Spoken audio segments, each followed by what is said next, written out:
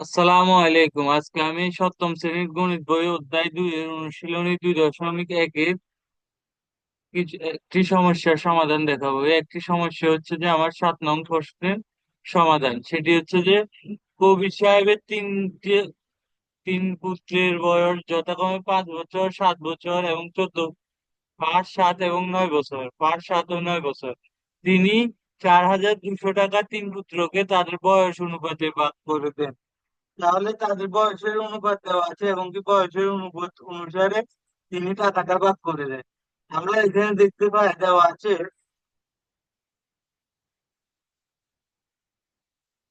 আছে প্রথম পুত্রের বয়সের অনুপাত।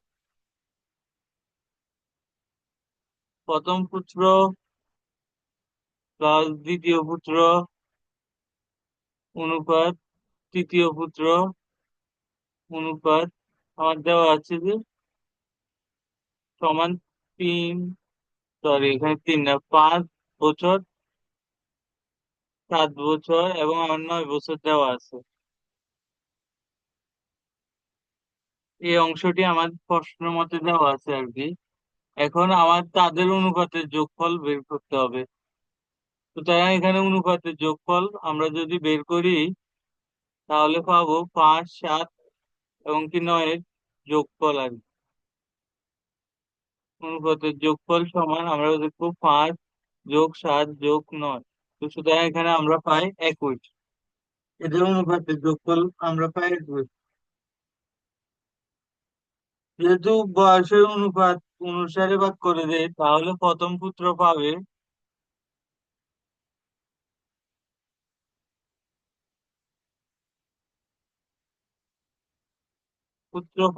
আমাদের কত? 4,200 টাকা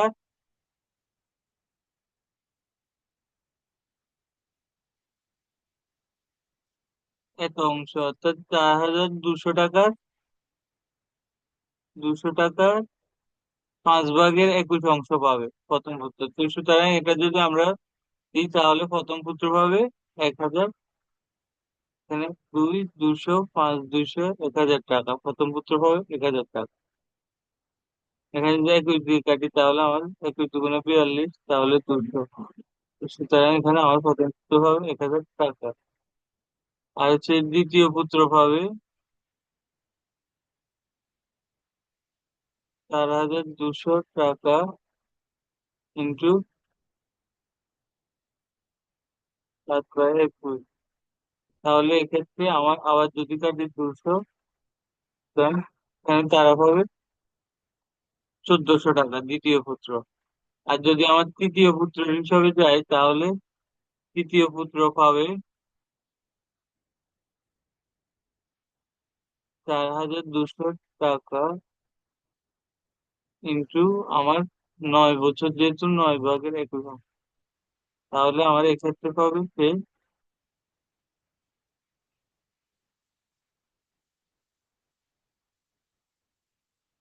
তাহলে আমার এখানে 200 টাকা, তাহলে 1,800 টাকা।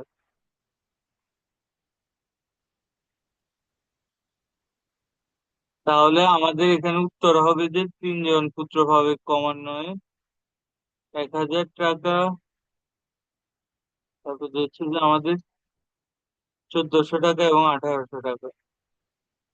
প্রথম পুত্রটা পাবে 1,000 টাকা এবং কি দ্বিতীয় পুত্র পাবে 1,400 টাকা এবং কি তৃতীয় পুত্র পাবে 1,800 টাকা। তো সুতরাং এটি হচ্ছে যে আমাদের আজকের সমস্যার সমাধান। আশা করি বুঝতে পেরেছো। আসসালামু আলাইকুম। সবাই ভালো থাকুন, সুস্থ থাকুন, নিরাপদে থাকুন, এটাই কাম্য।